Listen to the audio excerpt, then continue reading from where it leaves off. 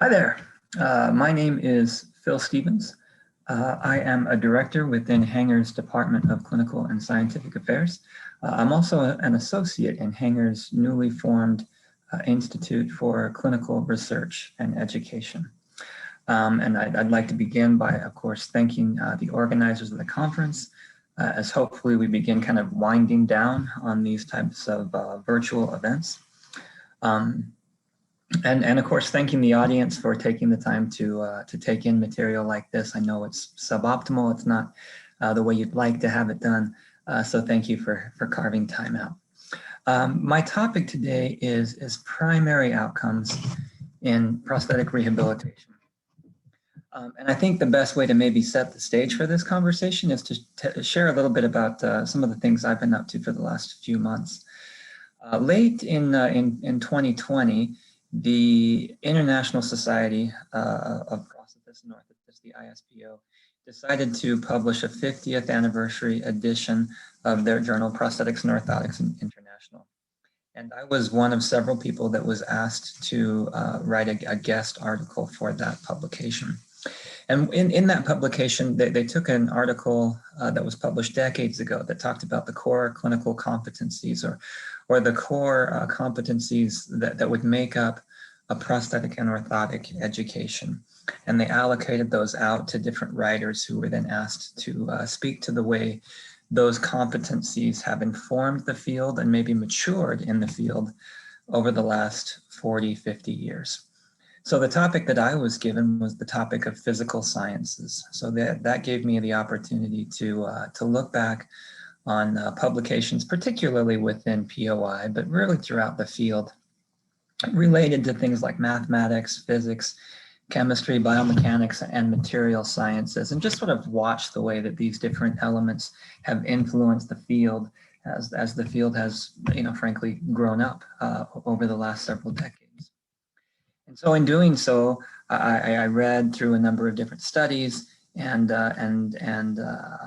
findings of those studies. So I read about measurements made in Newton meters. I read about angular velocity. I read about measures in kilojoules. I looked at hysteresis curves. I looked at oxygen consumption values. And while the insights that we've gained from a lot of these complex laboratory-based outcome measures have been beneficial and have advanced the field, I was struck by this sort of core question of, are these the primary measures that we should be looking at as a field?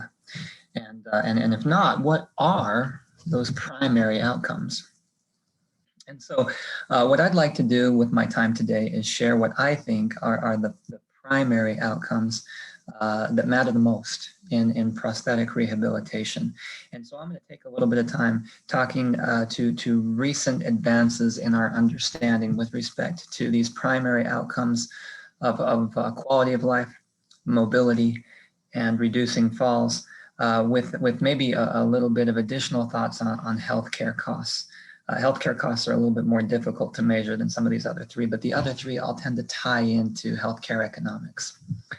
And I'm going to try and make the point that these primary outcomes are ultimately not only maybe the most important that we should be taking a look at, but they're also fairly easy to measure and fairly easy to track. So I'll start off by speaking to quality of life. Within Hanger, we measure quality of life with one single question. Over the past 4 weeks, how would you rate your quality of life? Where 1 is the worst life possible and 10 is the best life possible. And we've been collecting this data for several years now across all of our different clinics. And so the question is, what have we learned? What insights have we gained as a result? And the first insight is that we shouldn't assume too much, right? There's this assumption that surely major limb amputation equates to a decreased quality of life. That's not necessarily the case. That's not what our data would suggest. Even with diabetes and dysvascular disease, that's not what our data would suggest. A lot of the studies that have looked at the relationship between a major amputation and quality of life have failed to distinguish between those who get a prosthesis and those who don't. And if you look at the literature with that lens on, if you look at those that receive prostheses and prosthetic rehabilitation, the landscape looks quite a bit better. So let's take a look at some of the evidence that's been published in this area. There was a Swedish study that was published recently where they took a look at about 100 patients and they looked at their quality of life at baseline at the time of their amputation. And as maybe would be expected, that quality of life value was fairly low. Over the 12 months that followed, those patients kind of matriculated into 3 groups. There was a group that never got a prosthesis, a group that got a prosthesis and used it primarily in their home, and then there was a group that got a prosthesis and was active in their community. And what the researchers found was that if you don't get a prosthesis, your quality of life stays about the same. If you get a prosthesis, your quality of life begins to go up. And there's a couple things going on there. First of all, with the ischemic disease, once you've had the amputation, the pain does improve, so the pain goes down. But in addition, measures of mobility and self-care go up. So what they found in their study was that provided you receive a prosthesis, whether you use it in your home or you use it in the community, provided you use a prosthesis, your quality of life actually goes up after you receive your amputation. This is very similar to the findings of a study that was published out of Texas a few years ago. They looked at 80 patients who had diabetes and transtibial amputation. They assessed their quality of life, and then 1 year later, 1 year following the amputation, they took a look at quality of life a second time. And what they found was that 75% of that cohort reported an increased quality of life or an improved quality of life. Those that received a prosthesis were 6 times more likely to report an increased quality of life after their amputation. So again, the presence of a prosthesis seems to really be that catalyst to an improved quality of life following an amputation. There's another study from New Zealand that kind of makes this same point. They looked at 2 cohorts. They had a cohort of traumatic amputees and a cohort of individuals with dysvascular amputation. Importantly, all of these individuals had been using their prostheses for at least 6 months at the time of the evaluation. And what you can see here, the traumatic cohort, which was an average of 59 years old, reported an average quality of life of 80 points out of 100. For the dysvascular population, which was a little bit older at 70 years old, their average quality of life was 72 points out of 100. The nice thing about this study was that the quality of life instrument that they use is very broadly utilized, and so we can compare the scores among the prosthesis users against the scores of the able-bodied in the same country. And what we find is that they're actually pretty close. Okay, so the average quality of life for someone in that age range of 55 to 64 is 82. For those using a prosthesis, it was 80, so just about the same. For individuals between 65 and 74, the average quality of life was 78 points on that 100-point scale. For the prosthesis users, it was a little bit lower at 72, but still quite close. And so it really begins to paint a picture of individuals that actually are doing reasonably well with respect to quality of life, despite their dysvascular disease, despite their diabetes, despite their amputation. And so this caused me to go back to the literature, and I wanted to find how the quality of life of prosthesis users compared to other patient populations outside of what we do. So I looked for papers that had been published using the same quality of life instrument that had patient cohorts that were roughly the same age. And I was able to find 2 in addition to the study out of New Zealand.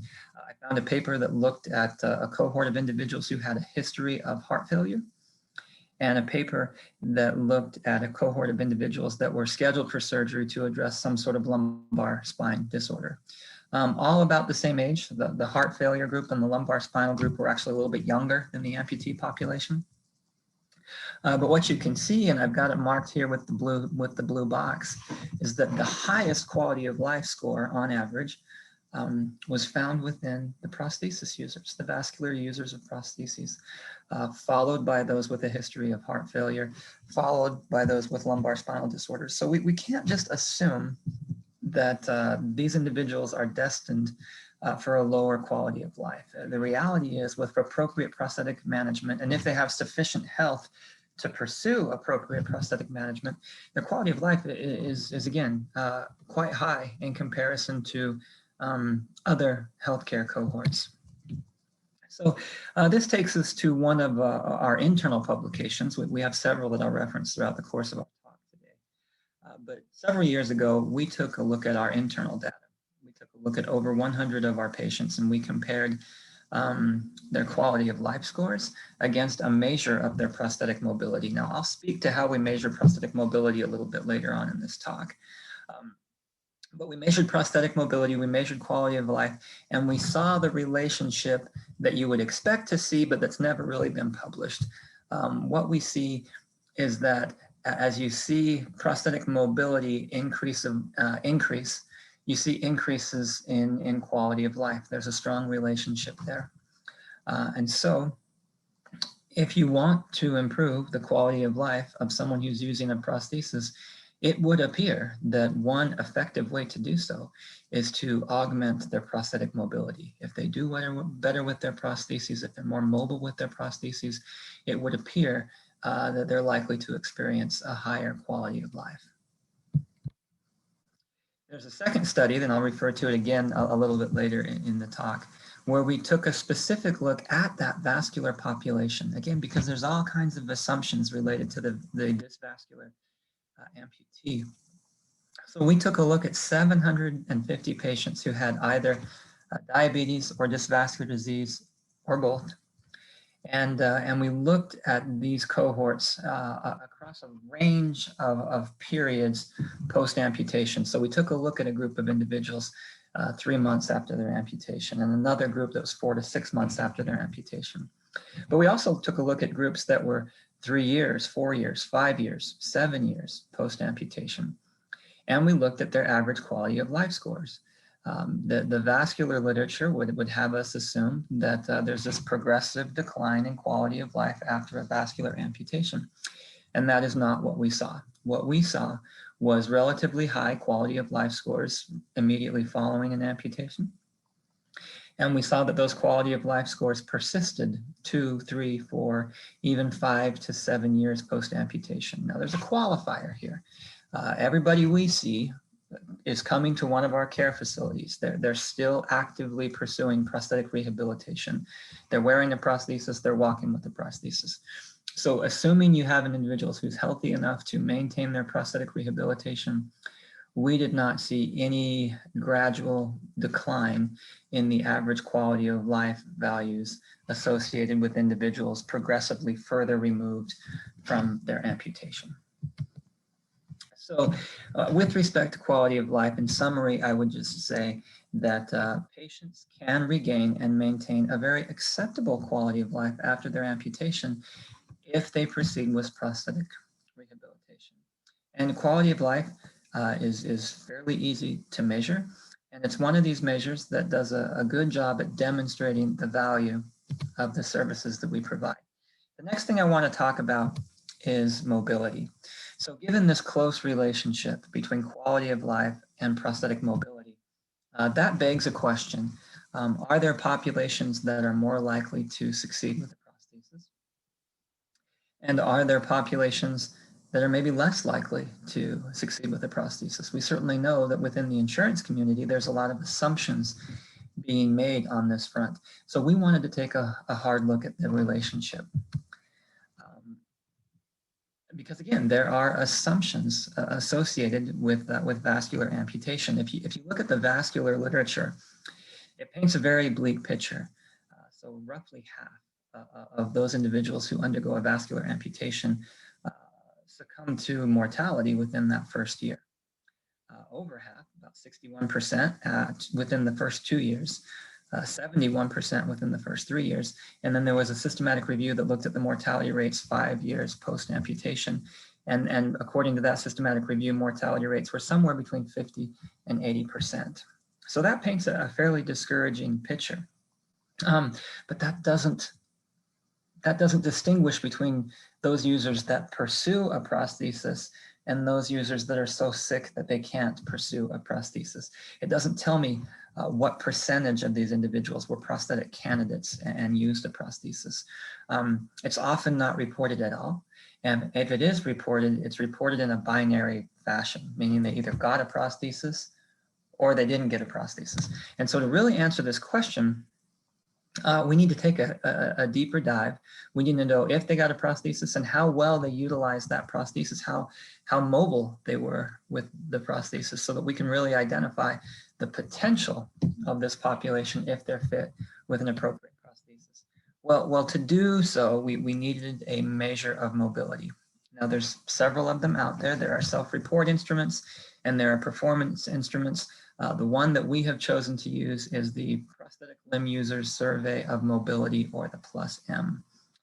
There's a 12-question version, there's a 7-question version, and then there's a computer-adapted version. We prefer the 12-question version because we feel like we get a little bit more insight about our patients and how they're doing with the 12-question version. And really, the PLUS-M gives patients a chance to address the difficulty they associate with a range of activities. And it moves from fairly benign, easy activities to more involved and complex activities. So we're looking at the time it takes to walk short distances, navigating things like curbs and parking lots, walking over gravel, adding things like carrying and lifting objects, walking through crowds, navigating when the lighting is poor, descending a slope, and then longer walks or walks on rougher surfaces. And so they indicate the relative difficulty they associate with each of those tasks. And then we add it up and we score it. Now, if you've used PROMIS measures or have any exposure to the PROMIS measure, there's a lot of similarities between the PLUS-M and the PROMIS. The PLUS-M is an indexed measure. So what that means is that we can take their raw scores and convert that to a T-score, and a T-score informs us on population percentiles. So once we convert the raw score to a T-score, if their T-score is a 50, that tells us that they're at the 50th percentile. Their prosthetic mobility is average among lower limb prosthesis users. One standard deviation above that would be a 60. One standard deviation below that would be a 40. So when we look at these scores, we have a pretty good feel for how this patient is doing relative to the broader community of prosthesis users. So for example, here we have a patient who their raw score was just a little bit above 40, which put them at about the 20th percentile of prosthesis users. There was some intervention. I think this is a hypothetical case, so let's assume it was a socket replacement. Maybe there was some therapy received, maybe a major component change. But 6 weeks later, we came back and revisited their prosthetic mobility. The raw score, or the T-score, had increased to 55, which brought them up to the 70th percentile. So you can begin to see the utility of a measure like this. Okay, so now that we have a good measure of prosthetic mobility, we can begin to paint this picture of who may have a better chance or a worse chance at attaining a reasonable amount of prosthetic mobility, which again correlates strongly to ultimately their quality of life. So we looked at 600 patients. We looked at their mobility levels. We looked at their comorbid health conditions, and we were looking for the presence of relationships and the strength of these relationships. And these are all the different comorbid health conditions that we took into account. So we're taking inventory of whether or not these patients had arthritis, COPD, congestive heart failure, had they had a heart attack in the past, a stroke, did they have PVD or diabetes, were they dealing with depression, did their weight indicate that they were obese. We also looked at things like obviously age and some of those other obvious demographic factors. So before I flip over to the next slide, I'll invite you to take a look at this list of comorbid health conditions and kind of decide for yourself which of these comorbid health conditions might predispose an individual towards a compromised outcome, or a reduced level of prosthetic mobility. And what we found was that very few of these conditions were significant predictors for decreased mobility. The four that you see there are age, meaning being over 65 years of age, history of peripheral vascular disease, having had a stroke, or anxiety and panic disorder. So those are the only four where we found significant differences. Importantly, with this measure, we know what the minimum clinical difference is, or minimal clinically detectable difference is, and it's about 4 points on the scale. Meaning if the shift is more than 4 points, we know it's a real change. Less than 4 points, it might be something else. And what we found was that the average decrease associated with age and PVD was about 2 points. It was about half of that minimum detectable difference. So while age and PVD did have a statistically significant impact on prosthetic mobility, we could really question whether or not it had a clinically significant impact. The differences were fairly modest. And so the only comorbid health conditions that had significant impacts were stroke, and we've known that for years. And then the new observation was anxiety and panic disorder. Okay. Other than that, when we look at a lot of these other diagnoses that are comorbid to amputation, when we look at arthritis and COPD, congestive heart failure, and diabetes, none of these were seen to preclude meaningful prosthetic mobility. So we think this is an important message to get out there. The presence of these comorbid health conditions does not automatically compromise an individual's ability to succeed with the prosthesis. In fact, they can continue to do quite well. And we're not alone in our observations. In a subsequent study published a couple years ago out of Australia, they were looking at 110 patients. And when you look at the comorbid health conditions in these patients, a lot of the same stuff we looked at. 70% had dysvascular etiology to their amputation. 57% had overlying diabetes. 41% had peripheral vascular disease. A third had high cholesterol, another third had ischemic heart disease. So fairly sick people with a lot of comorbid health conditions. None of those comorbid health states were associated with a decreased gait speed with the prosthesis. So again, it would appear that this population can be very successful with prosthesis, and there's no reasonable reason to assume that they can't do well with the prosthesis based on their comorbid health presentations. I referenced this study a little bit earlier when I was speaking to quality of life. We'll go back to this same study. We wanted specifically to look at our vascular population. So we took a look at 750 individuals who had diabetes and or dysvascular disease, and we looked at their prosthetic mobility. I referenced earlier that the plus M is indexed. So a score of 50 means you're average. Anything below 50 means you're a little below average. Anything between 40 and 50 means you're within one standard deviation of average. And so what I'll call out here in the blue bar is that whether we were looking at individuals 0 to 3 or 4 to 6 months after their amputation, or 3, 4, 5, 6, 7 years after their amputation, their prosthetic mobility always stayed on average within one standard deviation of the mean value of the plus M. So the fact that these guys had diabetes and dysvascular disease certainly did not hinder them from using their prosthesis at a meaningful level, from meaningful prosthetic mobility. And again, we think this is an important message to get out there because there is this assumption that there's going to be a progressive decline in function. We didn't see that. Assuming an individual stays healthy enough to continue to use a prosthesis, they continue to use it with benefit. They seem to be quite mobile with it. They seem to be successful with it. And obviously that correlates to the quality of life trends that I shared earlier as well. So there's other things that can influence prosthetic mobility. We've looked at a few different component considerations. I'll touch on these quickly. There was one study we did where we took 150 users. We took 150 individuals with transfemoral amputations that were using a mechanical knee joint. We took 150 users, transfemoral users that were using a microprocessor knee joint, and we took 150 users that were transtibial amputations. And we looked at their relative prosthetic mobility. Now, before we did this comparison, I should mention that we controlled for age.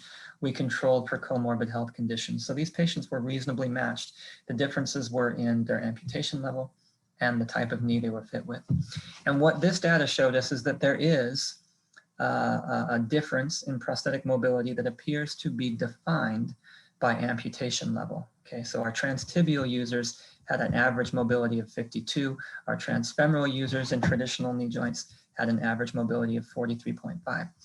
When that population is given access to a microprocessor knee, with all the benefits we associate with microprocessor knees, we see that that deficit that's defined by amputation level is roughly cut in half. About half of that deficit is erased if they're given access to the intelligent technology of a microprocessor knee.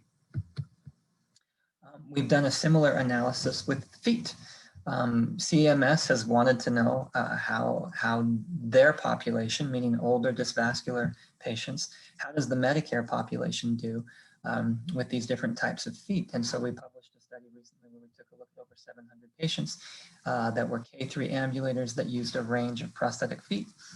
And here you see the average plus M scores or prosthetic mobility scores associated with each of these feet. And maybe it's what you would expect, with the highest mobility scores associated with microprocessor feet, followed by the 5987 foot category, followed by hydraulic ankle feet, with the lowest prosthetic mobility at the more basic 5980, 5981 feet. So, and this is data that could be viewed as both ways. It could be that we give our better walkers better technology. We're okay with that. We want Medicare to understand that we're reserving the better technology for the better walkers. Or it could be that if you invest in better technology, these individuals become better walkers. And the truth is probably a combination of those two. It's not just confined to componentry. There was another study that looked at the impact of physical therapy on prosthetic mobility. So these guys, it was a smaller study. They just looked at 9 subjects, an average of 10 years post-amputation. So pretty well established in what they can and can't do. They went to they assessed their quality of life and mobility. They took them to a 2-day mobility clinic where they hung out with therapists and coaches. They did some walking, some running, some sports, some group activities, some exercise, but they basically empowered these folks to do a little bit more. 12 weeks later, they came back and measured their mobility again. They measured their quality of life again. 12 weeks after a 2-day event, both domains had increased. Their mobility increased, their quality of life improved. So it's not just components. There's other things that can be done to have impact and influence on these primary outcomes. So in summary, let's not give up on our vascular amputees and those with other comorbid health conditions. The data would suggest that if they're healthy enough to continue their pursuit of a prosthesis, they do very well with their prosthesis. Just like quality of life, mobility is fairly easy to measure, and it's another area that really demonstrates the value of the services that we provide, and it can really help us support our treatment decisions. Now we'll shift over to the mitigation of adverse events, and for our world, that's really all about fall reduction. Can we reduce the incidence of falls in this population? There has been a recent systematic review that has looked at this. Among community amputees, there's about a 50% fall rate each year. And among the fallers, somewhere between 27 and 40% of those fallers sustain some sort of injurious fall that requires medical attention. So can we identify where that risk is? Can we remediate that risk? Can we identify it? Well, there was one study that took a look at 20 fallers, 20 non-fallers, and they performed the time up and go, they performed the AMP Pro, and they found some thresholds that are worth noting. 70% of those who had sustained the fall had a timed up and go score of greater than 10 seconds. So that's a quick screening instrument you could do to identify those who might be at risk of a fall. The AMP Pro, 80% of fallers had an AMP Pro score below 39.5. So again, another screening instrument that might help you find someone within your patient pool who might be at risk of a fall that we need to take a closer look at. What we do within Hanger is as we ask the question, have you fallen? But in asking the question, we recognize that there's always something called a recall bias. Stumbles and falls are somewhat forgettable. And did it happen 6 months or 12 months or 18 months ago? It's sometimes hard to remember. If you tie that falling event to an injury or a hospital visit, they're much more likely to remember it, right? If it led to a stay at the hospital, they're probably going to remember it. So that's how we do it. We tie this retrospective fall data to an injury. And the question we use is, have you had a fall in the past 6 months that resulted in a hospital or doctor visit? And again, as we collect this data, we can begin to tie it to other variables to see if there are certain variables that are more or less associated with fall rates. So this is a publication that was presented at a recent conference and is working its way through peer review, where we looked at a number of characteristics. We looked at type of knee they were using, their age, their gender, time since amputation, and BMI to see if those variables were associated with a change in relative fall risk. We looked at over 900 transfemoral patients, all of whom were dysvascular with respect to the etiology of their amputation. And the only characteristic where we saw a significant difference in fall history was with knee type, whether or not they had been fit with a microprocessor in knee. And what we found was that those individuals who were not fit with a microprocessor were 2.5 times more likely to have sustained an injurious fall within the past 6 months. So good insight there, right? If we want to prevent falls in this population, microprocessor knees seem to be something to consider. And I also like the reality that this is something we can change, right? When we talk about fall history, there's all kinds of predictors out there. Amputation level, certainly. Comorbid health conditions does seem to associate with certain likelihoods of falls. Age does. Amputation etiology does. Well, none of those are modifiable, right? You can't change your age. You can't change your amputation etiology. You can't change your amputation level. But we can change technology. And so to find out that we can have such a big impact on fall rates with our choice of knee, that's impactful because that's something we can change. We did a separate study late last year where we looked at over 400 patients with microprocessor knees, and we looked at their fall histories. And we looked at the fall rates associated with the different microprocessor knees. We compared that against a group of folks that were not fit with the microprocessor knee. And what we found was that some of our microprocessor knees reduce fall rates significantly compared to non-microprocessor knees. Others don't. So that type of insight gives us some information as to which types of microprocessors are most strongly indicated if your objective is fall reduction, right? Which isn't the case for every patient. There might be other reasons why you're pursuing a microprocessor for a given individual. The relationship is not as clearly established with feet, but there's some observations with feet as well.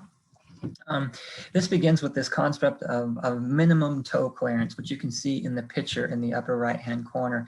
That's the distance from the ground to the bottom of your foot in swing phase. And we know from some early work by Dr. Werdeman that our prosthesis users have a smaller minimum toe clearance than able-bodied walkers. And that makes sense, right? Prosthesis users aren't dorsiflexing in swing. And that reduced minimum toe clearance does place those individuals at risk for an increased risk of stumble and fall. And so there was a study done several years ago in the United States where they took 8 users of standard feet, no hydraulics, no articulations, and they had them walk in a gait lab, and they measured that minimum toe clearance in the laboratory. And that value ranged from 11 to 33 millimeters. They then sent them out into the community for the next year, where they prospectively documented every stumble, documented every fall. At the end of a year's time, they broke out into 3 groups. There was a group that had not fallen or stumbled. There was another group who had not fallen, but who had had a couple stumbles. And then there was this third group that had fallen at least once and had had multiple stumbles. And granted, the numbers are small, but if you look at that third group that had fallen in the year following this exercise, their minimum toe clearance values were an average of 50% smaller than their peers. So their toe was that much closer to the ground with every step. That being the case, it's not surprising that they had more stumbles, they had more falls. And so we go to the literature and we start thinking about things like hydraulics, we start thinking about things like microprocessors. And we note that hydraulic ankles are associated with about a 20% increase in minimum toe clearance in swing phase. Microprocessor ankles, according to this study, are associated with a 70% increase. So here you see the toe clearance associated with a proprio foot versus a standard foot. So both hydraulic and microprocessor feet do seem to be associated with the ability to increase that minimum toe clearance, which would in turn reduce the likelihood of a fall. Here we see a fairly recent study where they took the Epirus, the Echelon, and the Elan, so standard hydraulic microprocessor, and they had these individuals walking up and down a ramp. This was done down in Argentina. And while they saw some differences during slope descent, it was really slope ascent where they saw the biggest differences. And you can see the mean values associated with each of these foot types. I've got it here on the slide as well. So they went from 16 millimeters to 21 millimeters to 24 millimeters as you include a hydraulic ankle, as you add a microprocessor. So if the goal is fall prevention, we can start to think about some of these foot types. They actually did some extra diligence to look at the relative fall risk, assuming a 15 millimeter hazard in the sidewalk, for example. For a standard foot, there was a 45% likelihood of sustaining a stumble. For the hydraulic ankle foot, that reduced to 9%. To the microprocessor foot, that reduced to 2%. So we do see some fairly clear relationships with the ability to prevent falls as we integrate these feet types that integrate the technology of hydraulics and microprocessors.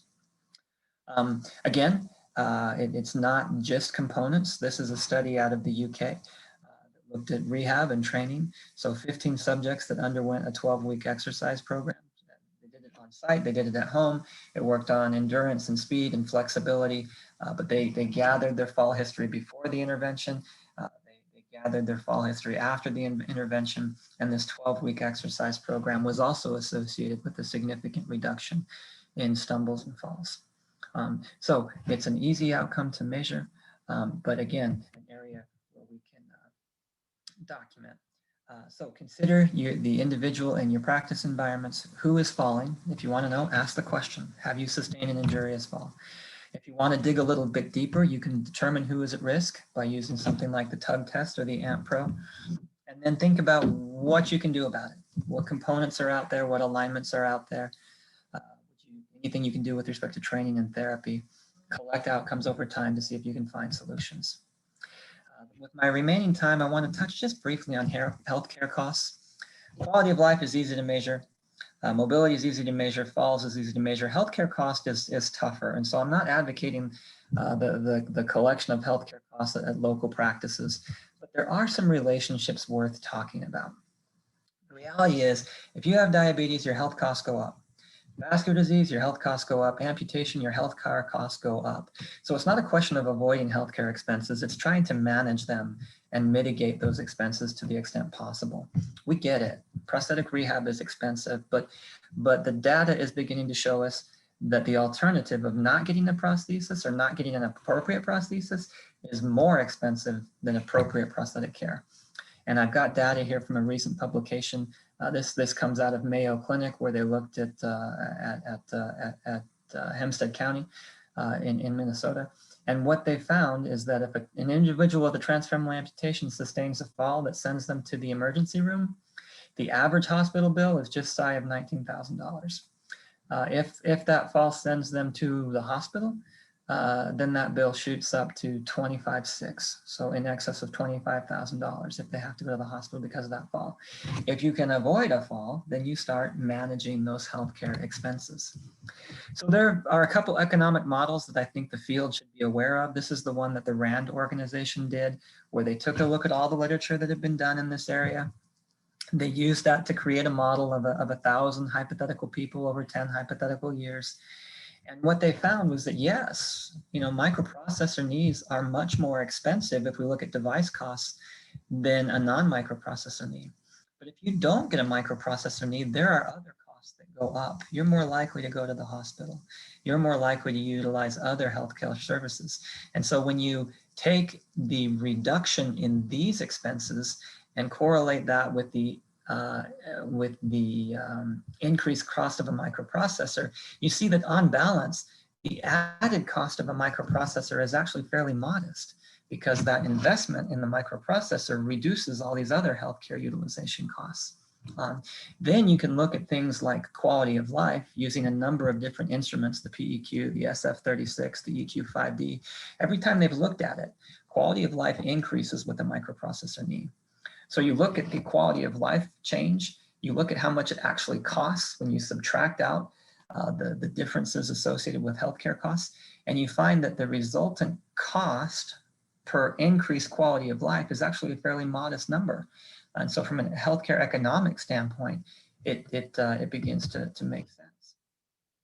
You may recall that Dobson and Davanzo went through a similar exercise several years ago, where they took 428 pairs, so 428 individuals that got a prosthesis compared to matched individuals that didn't get a prosthesis. And then they tracked their healthcare utilization over time. And what they found was that the cost of that prosthesis, yes, a prosthesis costs money, but over the ensuing 12 months, you save a lot of money because they're less likely to go to the ER. They're less likely to receive acute care. Their physician visits go down. They're less likely to receive facility-based care. So if you invest on the front end with a prosthesis, then you reduce healthcare utilization over time to the point that on average, within 12 months, the money you have saved is enough to pay for that initial investment for a prosthesis and the therapy to learn how to use it. There's two others that I'll share here shortly with the remainder of my time. These are two studies that have been done within the Hanger organization. We've used Watson data, which is just a legacy database of healthcare claims. We looked at 510 subjects. And we did a couple different analyses. Impact 1, the first publication, took a look at healthcare costs by time to prosthetic fitting. And what they found is that the cheapest group, now they're all going to be expensive because they had an amputation. They're all going to be expensive, but the cheapest way out of this situation, the cheapest way out of this scenario is to fit them within the first 3 months of amputation. And that's group A in the graph here on the slide. If you wait 3 to 6 months or 6 to 9 months or 9 to 12 months, you see that the cost, the overall healthcare utilization costs go up. If you don't get them a prosthesis at all, healthcare costs go up. So once you're in the situation of having a covered life that requires an amputation, it would appear that the cheapest way forward is to get them fit with the prosthesis quickly within that first 3 months. Impact 2 tells us a very similar, somewhat related story. Patients that are fit between 0 to 3 months post-amputation are 50% less likely to use the emergency room service. And as you look at these progressive groups, 3 to 6, 6 to 9, 9 to 12 months post-amputation, the longer you wait to fit them with a prosthesis, the greater the likelihood that they'll have to use the emergency room, the greater the likelihood they'll have to incur additional healthcare expenses. So again, if you want to reduce overall healthcare expenditure, the best way to do so is to get them fit within the first 3 months of their amputation. So as I kind of wrap up this broad conversation, I would just say this, that there are complex measurements that are being collected in gait labs all over the world, and it's been that way for decades, and that's a good thing. They're providing novel insights that are helping us advance the field and advance the care that our patients receive. However, I would argue that the most fundamental outcomes, the primary outcomes that are both meaningful and also fairly easy to collect are quality of life, prosthetic mobility, and fall history and fall risk. And in addition to their sort of foundational presence within the lives of our patients, these same measures also appear to have immediate impact on healthcare cost. So healthcare is going to be expensive no matter what once they sustain an amputation. If we want to contain and manage those healthcare expenses, it certainly appears that augmenting prosthetic mobility, augmenting quality of life through the provision of a prosthesis, reducing fall history and fall risk, these are all ways that you can mitigate those healthcare expenses that are sort of germane to the case of that individual who sustained an amputation. So with that, I think that I am at time. Thank you for your time. If you have questions or want to reach out, I've got my email address here on the screen, and wish you well as we usher our way through the balance of this pandemic and try and get back to normal. Thanks everyone for your time.